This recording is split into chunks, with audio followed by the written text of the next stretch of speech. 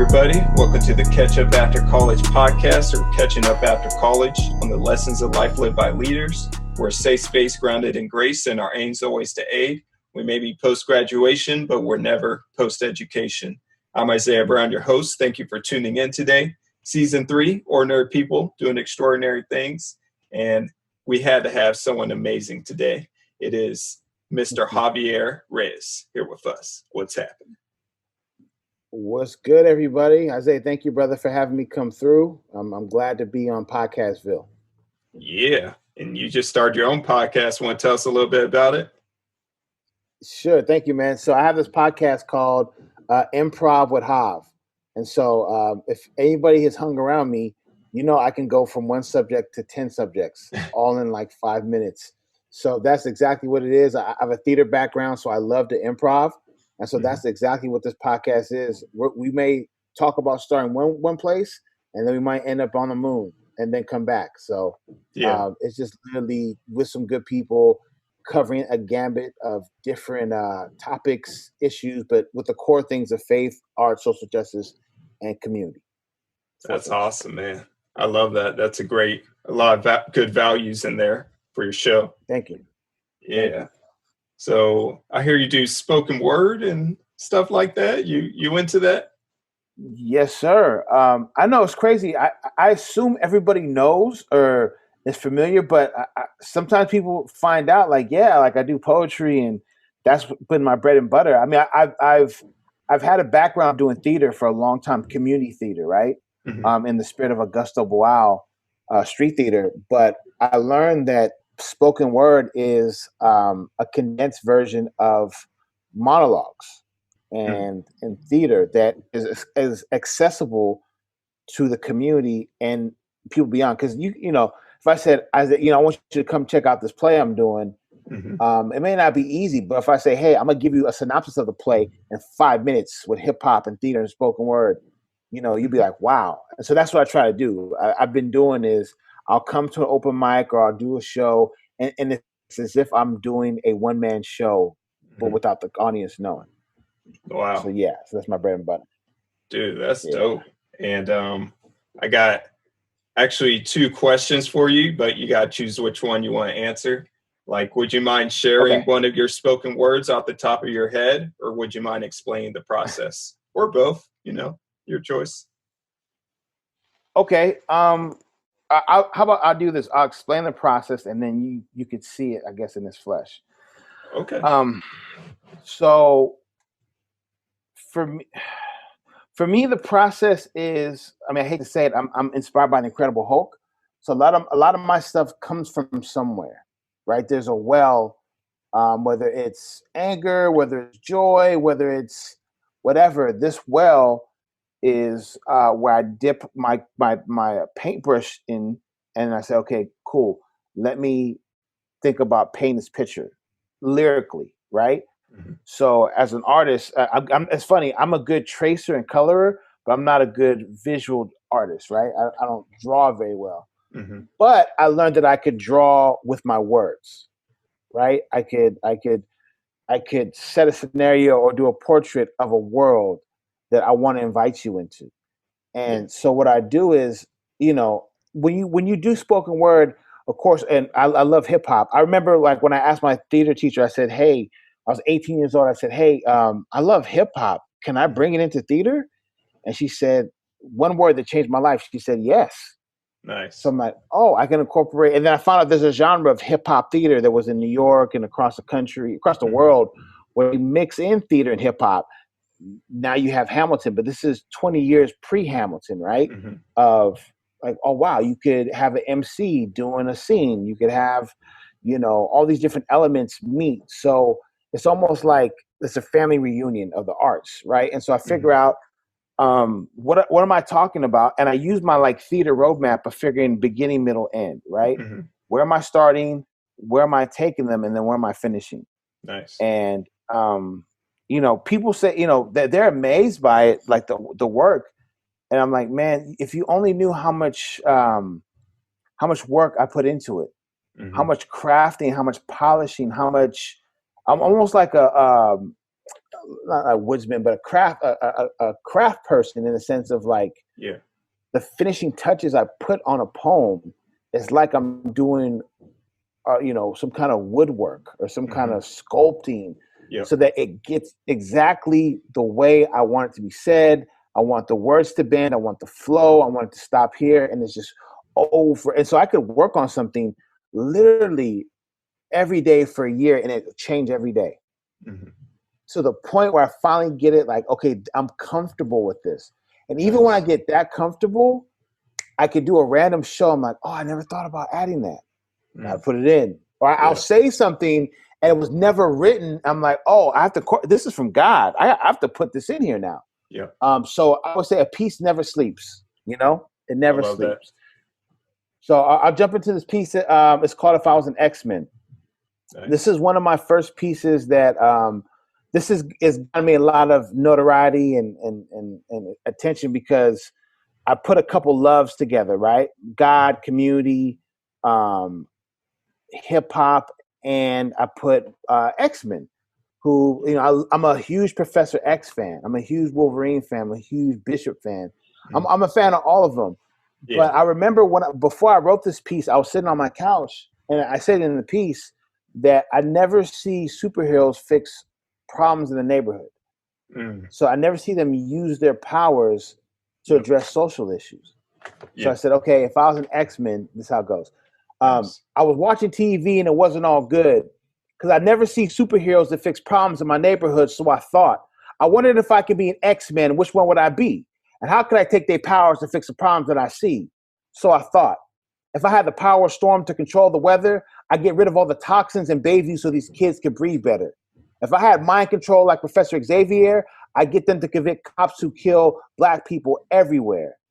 If I had claws, just like Wolverine, I would slash college tuition prices down so these kids can go and follow their dreams. I would use this healing power to boost up their self-esteem. Know what I mean? If I had a third eye like Cyclops, I keep a laser eye view on the cops during traffic stops. If I had the power of Magneto to magnetize, I would attract bullets to me right before they hit kids during drive-bys. And if I could move buildings, just like Jean Grey, I move all my people that got gentrified out of San Francisco to Sacramento and Vallejo back into the Bay in which they used to stay, so they ain't got to commute 100 miles a day, which means less time with their kids to play. I would come to your kids' schools dressed as Deadpool. I would say, point out all the bullies. I give them wedges and say, hey, what's up, fool? If I had the strength of Rogue, I'd change the direction of this globe. I'd shape-shift our hood beliefs like Mystique, so when they want to treat us like we're beasts, we stay sharper than Sabretooth's teeth. But see, most of my peeps, we've been X-Men. We've almost been executed, made examples of, been exonerated. But see, I ain't no X-Men, though. I ain't got no special powers. I ain't got no weapons. Psych, take that back, I do. I got power in my expression, and I used it to get the masses' attention. I'll be putting out stuff that the devil don't want me to mention. My X-Men are artists who are the smartest, educators who are innovators, B-boys and B-girls, poets and MCs that scream, if I rule the world. Imagine that. My X-Men and women are singers and dancers, mirrorless and journalists who pay homage to our ancestors.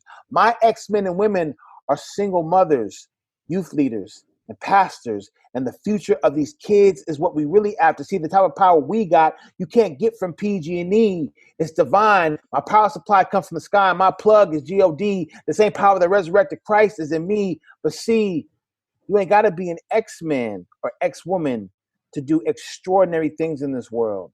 Just don't do one thing. Don't make excuses. I ain't Chris Brown, but I just ripped up the stage. Deuces. Oh, dude. Snaps. Snaps through the Zoom. Thank you. Dang, man. I know I was going to be performing, man. Sorry, I'm a little rusty, but forgive me. Yeah, I forgot to tell the audience, like, he had no idea that I was going to ask him to do that. So you always got to keep one in the holster, I guess. In the chamber. Come on. Yeah, or in the chamber. I don't know guns, but yeah. Both. Yeah, that's amazing, man. And yeah, that was excellent. Like, I'm not just saying that because, you're right in front of me, but that's some like A+ stuff. And like you're saying, you're a craftsman. I could tell you worked on that a lot. So keep going, man. Thank you, bro. Thank you, man. Dang. Appreciate that. Definitely gonna have you plug the podcast again coming up, but I think it'd be good to get to know you a bit more. You mind telling us where you're from and what your life was like before you went to college? Yeah, so I'm from San Francisco, born and raised. Um, Man, my life was pretty crazy, to say the least. I do this poem called "You're Not an Accident," right? It's using what we call urban apologetics to prove that God is real and that all of us are miracles. The science says it, right? We're one and 400 trillion shot of being born. And so when I look at my life of of a teenage mother, being born premature, being from a very horrific area in the city, my life expectancy was already, umbilical cord wrapped around my neck when I was a baby. I already had the odds, stacked against me from the beginning. Then my mother and father, they're young, so they weren't ready to take care of a kid. My grandma raised me as long as she could.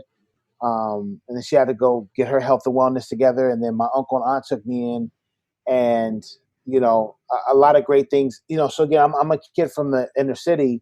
I'm still living in the inner city, but I'm getting a suburban kind of outlook on life. Right? We would go see like movie premieres.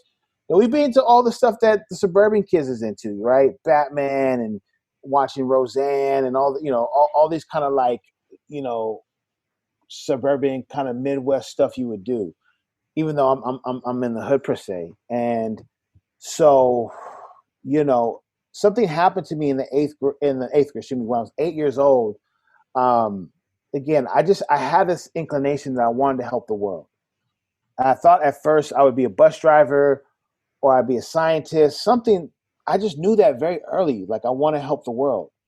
I'm still putting together why I'm fascinated by the fascination of me loving muni bus drivers. Mm. I remember myself as a kid, like being at the front of the bus, looking at them in amazement, like, look at these people. Like they take people where they need to go, Mm-hmm. as close as they can. I was just fascinated with that concept. Mm-hmm. Right. And then here comes 8 years old. And this is when I meet arts for the first time. Right. I meet arts. Like it was an audition, and somehow, some way, they were advertising it across the yard. All I remember is I was across the yard and I heard them yell it. And next thing I know, I supernaturally transmitted from where I was at to where they were. Mm-hmm. Like that. Like literally, I felt like a Spike Lee movie, that something was pushing me over to this woman saying, "Hey, you want to do this?" And I just felt it. And so I was really good at it. I didn't have any speaking lines, I didn't have any speaking lines, but I was exceptional. I listened well. I followed directions. I did what they said, and I didn't hold back. And I didn't realize those things would be something very crucial for any person as they grow up, And then, like after that, I got into civic, the civic world in a sense of civic or student government in a sense, where I started winning all these awards. I was the first ever student on the San Francisco Board of Education. So I was actually living out that kind of idea I had when I was a kid about like helping people, right? I cared about political stuff. I remember reading the autobiography of Malcolm X when I was like, like 9 years old. I read a book about Martin Luther King. And so, I was in student government heavy. And then I didn't get back to arts till I was in high school. I got into creative writing, and then things started really open up, right? So now I have this whole, Human Rights Commission, NAACP, Student Advisory Council, all these amazing, like, civic duties kind of thing through student government. But now mixed that with art, right? And then I was shaped. So these two worlds are meeting each other. And then I hit 18. So the plan was to go to USC Film School. That was the plan. I was already in Upward Bound at about 15, so I was already taking classes at UC Berkeley and City College. And man, let me tell you how intimidating that was, bro. As this like mixed kid in the 90s, going to UC Berkeley. I'm in high school. These folks look like grown adults. They are grown adults, right? Yeah. I'm like, oh my Like, even though I'm like 6 foot then, like at 15 years old, I'm looking at these people. I'm like, wow, school it just looked huge. It looked huge. But I'm like, okay, I want to go to USC Film School. It's the best film school. I thought about UCLA. I should have went to Cal. What a dummy. But my parents were like, well, my uncle and aunt were like, hey man, we're not paying for you to be an artist. Mm-hmm. Like, what? Because that's the whole thing, right? Like, you hear like, hey, your parents are going to pay for you to go to college. Mm-hmm. I guess at the time, USC was expensive, super expensive, right? Like, yeah. And at the time I'm going, that I was thinking about going, like, F. Gary Gray and all them cats are heading over there, right? Like, there's like some huge hitters were there at the time, so it was highly competitive. But I didn't care. I was like, I want to shoot film. I want to tell stories. I want to represent everything that I've seen as a young person in San Francisco. And then they rocked me with that. Like, nah, you're not. And no, not only did they say they're not going to pay for me to be an artist, I wasn't gonna do film. So I basically, in a weird way, even though I was getting over a 3.0 in high school, I kind of dropped out of school my junior and senior year. Because I was like, man, I don't know how to get $32,000. Like, I don't know where I work at now. It's crazy. Where I work at now opened in 1999. I graduated in 97. So I'm imagining the stuff that I'm doing with these young people. If I would have had, I was looking at my storage, right? I was looking at all my awards, like all the stuff I've done. I literally was like, I could have gotten a full ride to any school. It might not have been film, you know what I mean? Like, that was my entry gate, and I didn't realize that what I had done was golden, because I wasn't doing it for acclaim. I was just doing it because I cared about student government. I cared about the arts, and but I didn't know that it was equity for me later on. So it just sat. I kept it to this day. I figured one day it's going to be important for something, or for my kids or whatever. Yeah. And so I basically I wound up just going to SF State instead, for a little bit. I was still brokenhearted, like I was still trying to figure out, okay, how am I going to do this on my own? How am I going to come up with this money to go to film school, And while I'm 18 and 19, I'm at this place called the Brava Theater.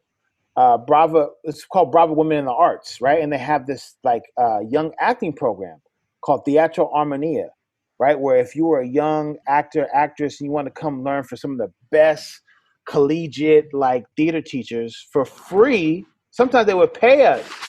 I still have my first check when I made $25, by the way. I still have it from doing the theater. That's awesome. I have it framed. So I'll do it for free. I'm like, I absolutely going to be there. And that's where everything changed. Everything changed. Like, I'm still at State. I think I'm going to Laney at this time too. But I'm seeing, this is community theater. This is doing performing arts in relation to social justice for the community. I'm like, this is it. Like, I mean, bro, literally, I would get there some days at 10 and not leave till 10, just creating. Yeah.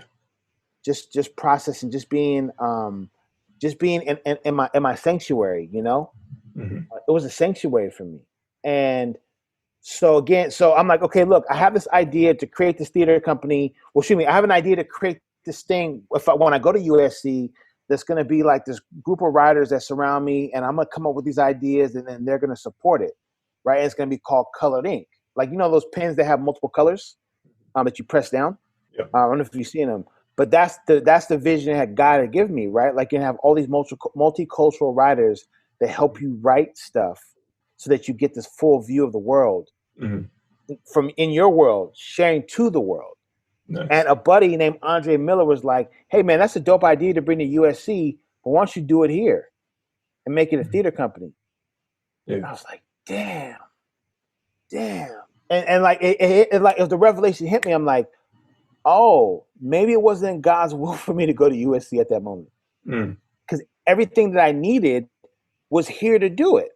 Yeah. It started like when you start really walking in what you're calling, like the breadcrumbs just start dropping and the provision starts coming. It's like the Hunger Games or what's that? Those video games where the one that all the kids play, where the like stuff just starts coming down, you hit the Oh, box. Fortnite. It's like Fortnite, right? It's like all these like prizes just start coming out when you start going on your path. Mm-hmm. You start fighting for what you want. And so basically what happened was I'm at State, then I go to Laney, and then my father dies in the middle of school. And at that point, I think I'm 19, and I couldn't focus, man. I was in class and I was just numb. You know, I was numb. I'm like, I love school for I love the classes that I love to take, by the way. Like in school, I always excelled in classes that I loved. Yeah. Classes I didn't, I was just like, man, this is a waste of time. Show me the life application. Watch this. The only class that didn't, that I didn't give enough credit for was geometry. Geometry is all about life. The angles you come at things, the way, you know what I mean? The fitting things and looking at things like geometry, even though I got a bad grade in it, it taught me a lot about life. Taught me a lot about life, which is crazy. Anyway, so at this point now, so I'm still in school. So an opportunity comes that says, hey, man, you want to get some money to start your theater company? This idea you want to take to USC? Because at Brava, you're like a student, you're a young adult, you know, doing theater. You're in the program, you're killing it, you're doing all these shows, you're making the organization look good.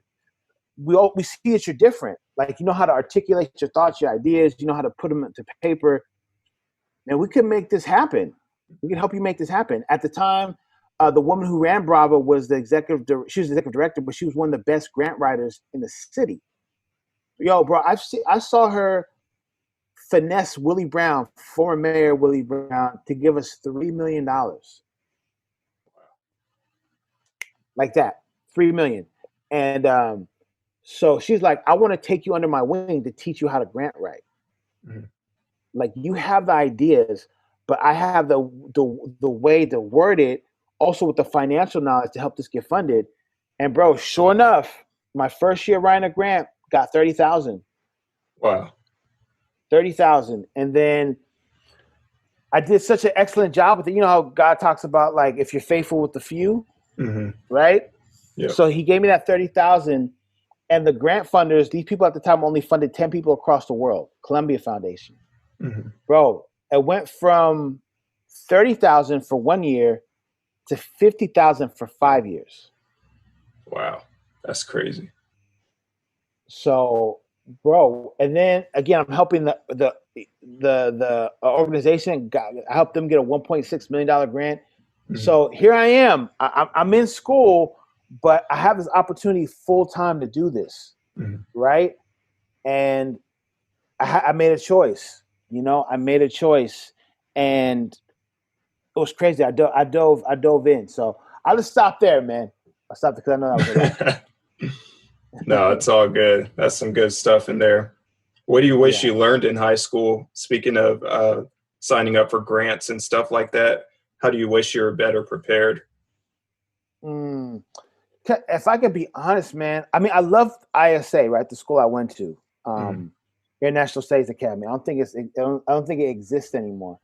But I really I applied for SOTA, which is School of the Arts.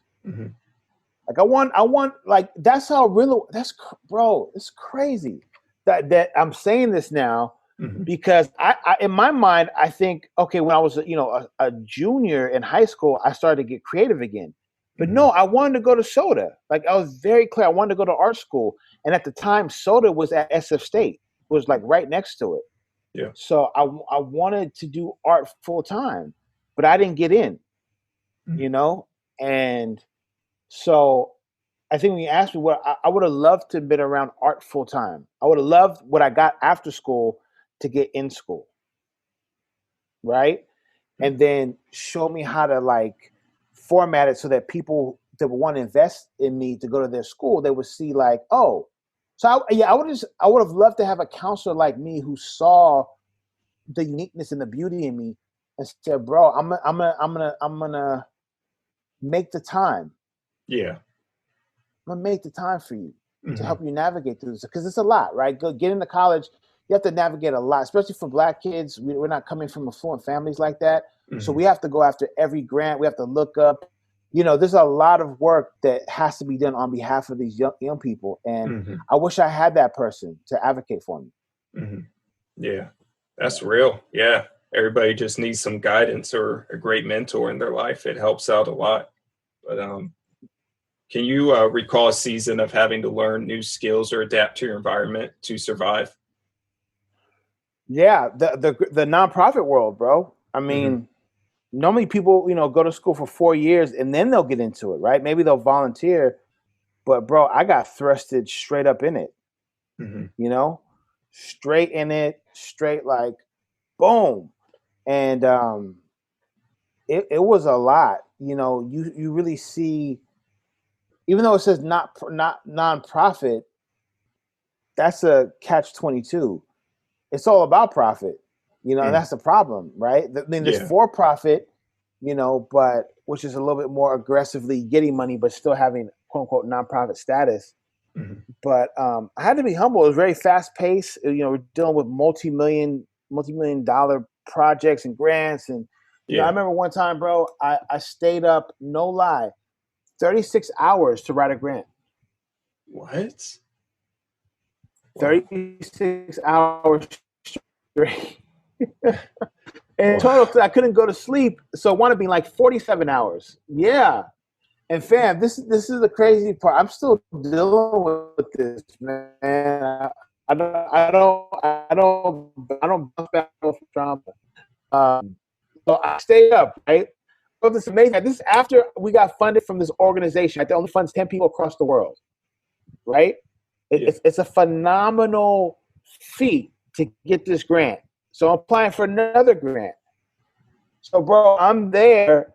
And so I did a grant, right? Finally got some sleep, whatever. And then I'm going in for them to look at my grant, right? So it's a weird process, right? I think it's a Cisco Arts Commission, where the people who are reviewing your grant are sitting in this middle table and you're on the outside, and then you're just waiting until they call your name, and they basically are just going through your grant and just shredding it. They're like, oh, this isn't solid. This isn't in front of you. You can castrate your dream in front of you. Wow. And I'm sitting there, and I'm like, okay, now mine finally comes up, and I'm like, cool. Let me hear what they say, right? It's like, oh, look at this. He's jumping off the page. So much excitement, so much young, and they got funded from Columbia. Da, da, da, da. But you know what? They're kind of young. Mm-hmm. I'm not sure we're ready to fund them. Like, I'm young. That's the point. How am I supposed to be an adult if I don't get fed? Like, I'm doing amazing stuff as a kid, quote unquote, for my organization. Mm-hmm. And you're basically shaming me for being good. And like after that, and this is a crazy thing too. I remember there's people there who I thought I was really cool with, right? Who I respected and loved and cared about, who are peers. Bro, when I tell you nobody said hi to me during that time, nobody. Wow. Like that's sad to me, bro. So I learned very quick that you're gonna have to adapt your feelings, right? I know you're not of this world, but you're gonna have to adapt really quick to how people in this world move. Yeah. Or you're getting swallowed up, Mm-hmm. That's crazy. Yeah, it's weird how you get in some of those situations. So that's what I had to learn. Yeah. Though I had to learn, and if I didn't, bro, I wouldn't be who I am today. Mm-hmm. Sorry. Awesome. No worries. So, yeah, just switched up your setup a little bit, but we could jump right back into this. It's all good. Yes, sir. Yes, sir. So what's been the biggest roadblock or hurdle you've had to face since college? Man, whether or not I should go back, if it was the right decision to step out. That's why I said I'm not a college dropout. I'm a college step out because I've got all these accreditations, right? So like even last year, I went to Biola for a year in La Mirada. So Biola is a pretty expensive school, for a year long in urban ministry training. And so I got a pretty unique accreditation, you know, from my world is pretty big, and from the foremost experts in that field, you know, for urban ministry. Yeah. So yeah, you know, I've been toiling with this thing. When I went to school, this wasn't available. It's a major called drama therapy. Wow. Where it uses the arts as it basically uses the arts as a therapeutic tool, as a therapy tool. Like they use arts to help create scenarios and different things for young people to express their feelings, especially through trauma. Yeah. And there's a California Institute of Integral Studies that I went to one of their mixers, and I was like, oh, this is it. This is what my major would be, you know? Because if anything, I want to use the arts to heal and transform people. I always have.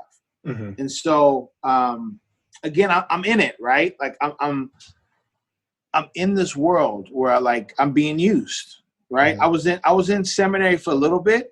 I basically got the equivalent of an AA through my church. So I did that for a couple of years. So I've always been in some kind of educational format, but just not back like how I used to. And so figuring out what I want to do, you know, I have a lot to bring to the table, but there's a lot of things I want to learn, and a lot of things I still feel like I want to grasp. And ain't nothing better than having a dope professor, man, who really cares about you and sees the best in you, you know? Yeah. So I'm still searching, man. Nice. Yes, so sir. Speaking on like some great teachers, who would you say have been some extraordinary influencers for your life personally? Great question. Like people I've met or people I haven't met? Pretty much we'll go both. Okay. So remember I was speaking earlier about the teacher who when I asked, I said, hey, can I incorporate hip hop into my theater? She said, yes. So Sarah Maper, Professor Sarah Maper, because she brought my poetry when she was teaching at Boston University. Like the young people would study my poetry, you know, and how I wrote it and what I was writing about. I love that. I love my work being in academia.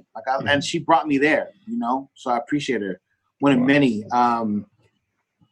Sarah, I'm gonna start naming my theater professors. So her, Michael Torres, Gloria Weinstock, Ellen Sebastian Chang, Sean San Jose, Donald Lacey, my pastor Marquise Gray, my biggest cheerleader. He's in heaven now. My man Vernon Tucker, my biggest supporter. He would come see me in his wheelchair, man. Wow. And then in the late 90s, early 2000s, he would catch Greyhound to come see me perform in like the most random places, San Jose. He would just come out. Yeah. You know, and it's crazy because he's paralyzed from the legs down. He was shot by an off-duty police officer over mistaken identity over a girl. And even though he didn't have his legs, he supported me more than anybody else that had their own 2 feet. You know, so when you see someone coming to see you perform, you're a young kid, you're 18, 19, 20 years old, and this brother is like this is before stuff was ADA compliant, right? Before there was the American Disability Act. So there wasn't like, you know, railings and stuff like that. And I remember security guards would carry him down to the venue to come watch me. They would they'd carry his wheelchair down with them. He would come and just hang out. I'm like, dang, bro, like you just don't know what you got till it's gone. You know? Yeah. Wow. I was truly blessed to have him, man. I wouldn't be here. You know, Isaiah, I wouldn't be here if it wasn't for everything that he imparted in my life about, man, the youth need you. You got to keep reaching out to young people. And I mean, even to this day, bro, am I outdated? You know, like, and I continue to hear him, man. I continue to hear that voice, you know. And again, he wasn't no professor. He wasn't no, he was just my guy. You know, he's my boy's dad. But he saw something in me and my boy and my other boy, my brothers, that he saw something individually in all three of us, and he knew how to bring the best out of us and nurture each and every one of us differently, you know. Mm-hmm. And so his prayers, his thoughts, that's the reason why I'm here, man. So, grandmother, but those are just like the academia people and folks in support that got me here in a sense.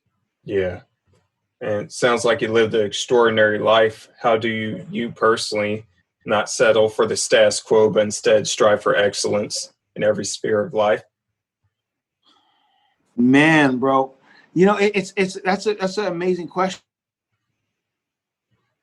This journey, right? And again, man, when I was 22 or 23, I did a play that wound up being taken to Turkey to be used in the school districts. What? As a social justice tool. Yeah. Wow. Yeah. It was called Wake Up, This Is Not a Dream. So someone came to the play, filmed it, showed it to the government, and they said, we're going to distribute it to all the schools. What I the was heck? like, whoa. Yeah. Hashtag no residuals, but Yeah. they showed me the proof that it was being taught, was used as a social justice tool. Mm-hmm. And bro, I'm doing all this work, and I'm trying to figure it out, right? Like I'm on autopilot. Mm-hmm. Like legitly, I'm on autopilot. I don't know what I'm doing. I'm trying to figure it out. I'm applying stuff I learned in my theater programs. Yeah. And so I just learned from some really good people, right? And there's a certain fearlessness I had in my 20s. Mm-hmm. Right? In my 30s, I became more ministry minded. So in my 20s, I was more community minded. Yeah. I needed God. And then I kind of slowed down a little bit and became more arts ministry focused. Mm-hmm. And that's when I began touring, right? Creating my art with a God intention. Mm-hmm. And so that's when I went to Off-Broadway in New York. That's when I did a tour at the New Eurekan Poets Cafe. 2-week run, sold out 4 of the 6 shows. It was unreal, bro. It was unreal that the standard around me, from my pastors, from those who I know who really do this, they went really hard. They weren't messing around. And as you get older, you have to double down on keeping that kind of mentality. Like when you're younger, you just have the energy, right? There's nothing you can't do. But then gravity hits you a little bit, but you still got to fight through it. You still got to learn, be teachable. Yeah. And so I'm continuing to learn, and I'm realizing at this age, I'm 41 now. It's crazy, even though I'm an artist and I know this, but I'm talking about practically for myself. Man, words have power, bro. Mm-hmm. Like words have power. And what you speak to yourself and how you look at yourself go hand in hand, right? Yeah. And so part of me, I'm just like, first of all, I don't see that many people like me. So that do kind of the similar things. So I realized that my calling is still here for this stuff, right? My calling is still connected for this work. Mm-hmm. But I think every day someone may come up one day who's just like me and be able to do my job. And a lot of what I do is I bank on no one else being able to do what I can do. Mm-hmm. And keeping it that way. Like, I'm able to do this, but don't get it twisted. If I'm not on point, anybody can come and say, hey, I'll take that. Yeah. So it's a humble reminder every morning, like, yo, man, make sure that your job description is your job description and no one else can do it like you. That's good. Yeah. And what's the most practical way you put to use everything that you study so far?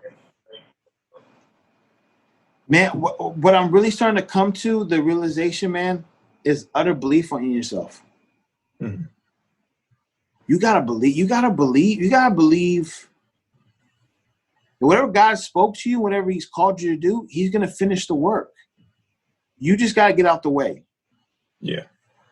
And I can't tell you how much I get in the way of my own self, And I gently ask myself, and I'm trying to, I am in process to make it more permanent, to say, hey, Jav, we're going to need you to move out of here. AKA my flesh, we need you to step aside so that your spirit and your soul can become in unison and you kick butt. Nice.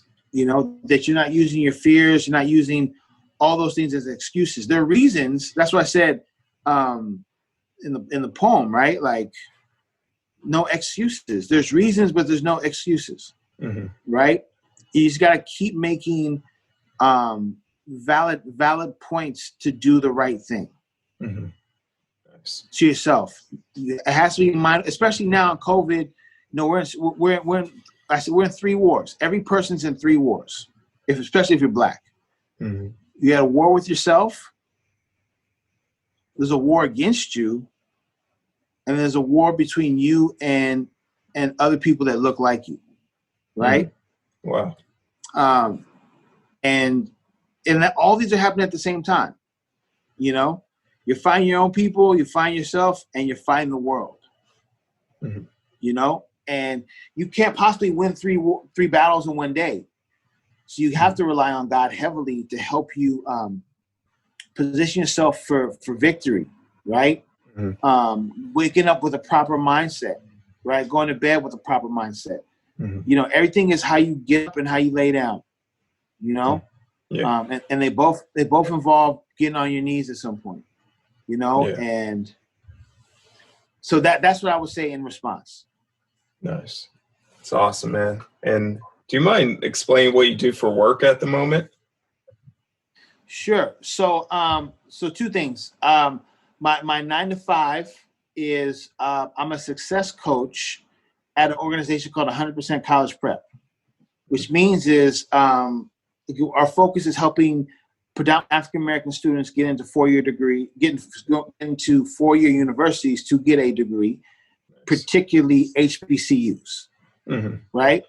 So through that work, I have a school site that I work at, and then through that, I run a couple programs. One of them is called Brothers Making Change, so I run a boys group. I coordinate with the BSU, and then I connect with everyone else who's there, and I'm just basically a pillar for the community, and I try to be present. But in the same time, I'm hanging out with the kids. I'm doing work with them. I'm doing poetry. I'm doing whatever I can to enrich their lives, to help them get to a place of higher education. Nice. If that's their goal. Let's say a kid goes through your program, graduates with flying colors. Where 2 must need tips they need when searching for a job? What tips would I give them? Yeah. It's going to sound unconventional. I'm going to say in the process of looking for a job, it's better to create a job than to find a job. Whoa, that's good. That's honestly and truly, I would say even if you work at McDonald's, still be a consultant for something. Even if you're, working at the Gap, find a way to be an expert at something, or a way where it could amount to some kind of financial transaction, whether it's doing hair, whatever. You got to have something else. You can't afford to have one job in this world, my other job outside of work is, I am my brand, Javier Reyes, Improv Jav, right? So that it's consulting, curriculum, performances, merch, all these other dandy-fandy things, right? Just creative think tank. Yeah. And I get paid from those too. And sometimes those worlds intersect. But that's also my pathway of income, right? The goal to me is always to have 4 streams of income. Wow. Right? Somehow, some way, have 4 streams of income. And it's, most artists, we do have like a teaching gig or something like that during the day. And then we do our art at nighttime, But that's my goal. And then the win is I get to bring kids into my world. I get to expand them. My job knows what I do. They respect and they encourage me bringing it to the table because it's all community. And they respect my art too, So everybody wins because the kids get exposed and they get to get the best of both worlds. Nice. Yeah. That's awesome. And we're going to transition a little bit. So 2020 has been a crazy year. I think it'd be cool to touch on current events a bit. What are the first couple of things that come to mind when you think of 2020? I think of the thing that was prophesied over 2020, which was the year of vision, clear vision. I believe it's the year of clear vision. I believe that prophetic word is being responded to right now, because people are seeing. It's always in three, right? They're seeing in themselves what's going on, the magnifying glass. They're seeing what's going on in their community, and they're seeing what's going on in the world.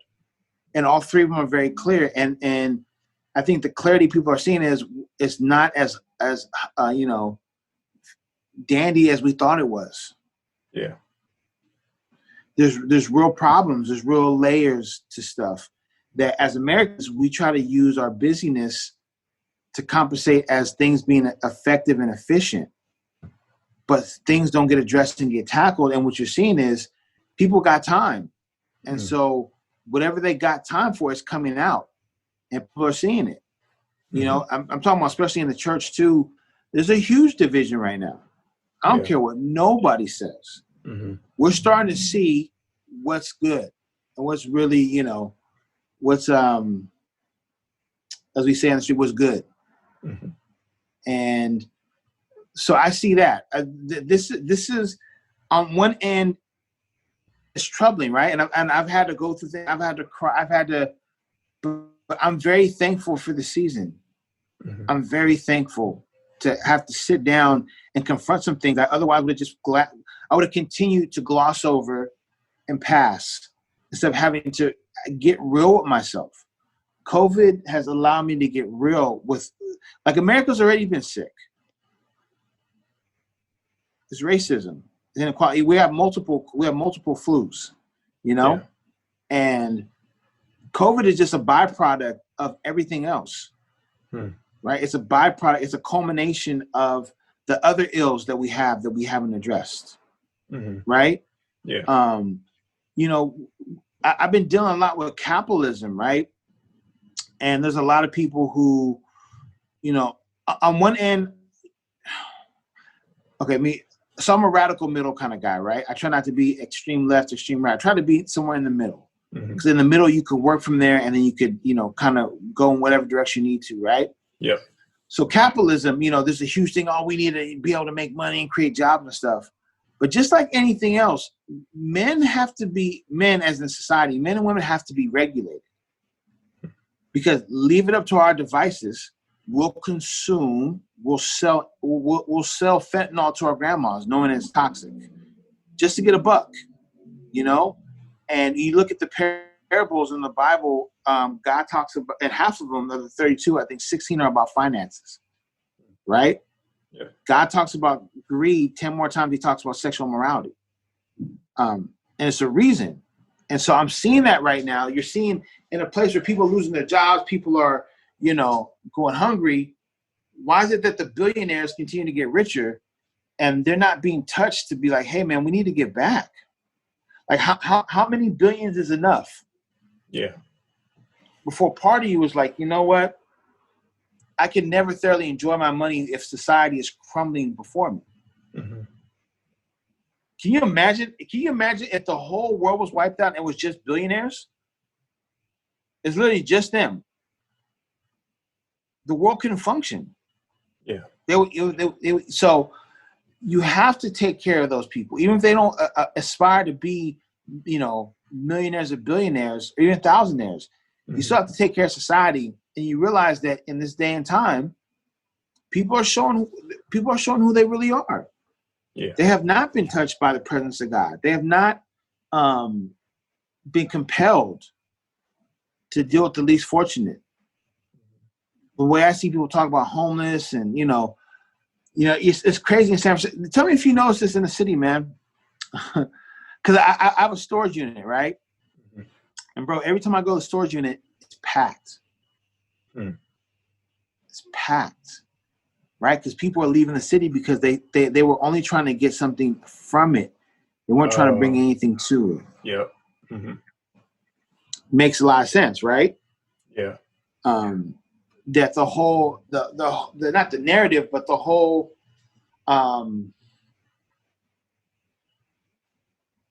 intention was to move here, but not do any moving yourself. Meaning that what roadblocks are you moving out the way so that people can get a better shot at life if you're doing good, right? And so I've been really wrestling with that, man. Like, what do we do with this thing? Because greed is out of,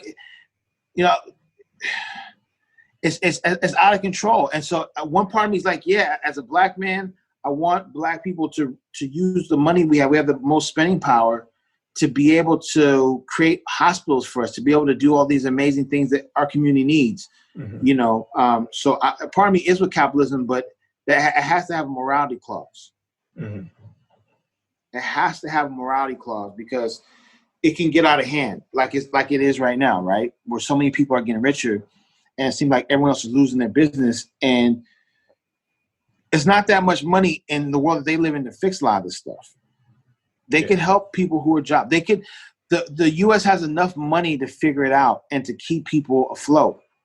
But again, greed will let people burn out. So that's one of my biggest things this year is greed is showing its ugly face along with racism, and how do we address them and tackle them in a way that God would want us to. Yeah. Man, that's some great stuff. Yeah, thank you so much for sharing today and dropped a lot of knowledge as well. Is there any books, podcasts, or learning resources you recommend at the moment? Good question. Podcasts. Man, there's so many. I'm listening to all my friends' podcasts, man. Nice. My girl Allie, Chit Chat with Alley Cat. My guy Barry Graves has a great podcast he's doing, Black Cinema Review. I want to get to, it's called 1685. I'm sorry, I get the dates wrong, but it's 16. It's a podcast with 1600. It's something around that date that talks about slavery from this point on, what has happened in America since then. Wow. And I think that the historical part of that's pretty amazing. I used to rock with Joe Rogan a lot more. I don't know. Things have been going kind of weird with the whole Spotify thing. There's some dope podcasts out there. Show Baraka has one. The Red Table podcast with propaganda is really good. Just go searching. Honestly, just go searching. Books. God, what do I want to read? I'm really on some James L. Cone stuff. The Black liberation theologist. The Cross and the Lynching Tree. Must read. James L. Cone. If I pronounce his name correctly. Yeah. The Cross and the Lynching Tree. That brother was on race relations in the church 50 years ago. He died recently, but he's the founder. Well, not the founder. He popularized it in America. Liberation theology comes from Germany, if I'm not mistaken, but he coined it in America for African Americans and about the problem with race in the church and civil rights, how they all intertwine. So that's an amazing book if you get a chance, especially with the times now. That would make a lot of sense for you. Okay. Yeah, I wrote down for sure. And I just have one more question for you. Well, it's a two-parter. Sure, brother. If there is one thing you could ask your future self, what would it be? And if there is one thing you could tell your high school self, what would it be? I think I can tell my future self. What I hope to tell my future self is thank you for believing in this. Thank you for not giving up, especially now, there's opportunity spiritually for us to give up, especially, September Suicide Awareness Month. Even the most strongest people I've known now have all considered it at some point, right? The suicide is a byproduct of when you feel like there's no hope and there's no purpose for living. And I want to tell my future self that, no, we never encountered that.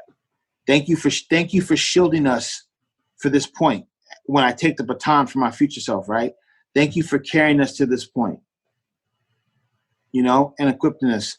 I'll take it from here, And so I just pray that a lot of those those lingering doubts and feelings of insecurity, that I would have let God deal with it between now and my future self, where it got subdued and I was able to live in real freedom, real freedom to be me. And then the person in high school is, man, you're always different.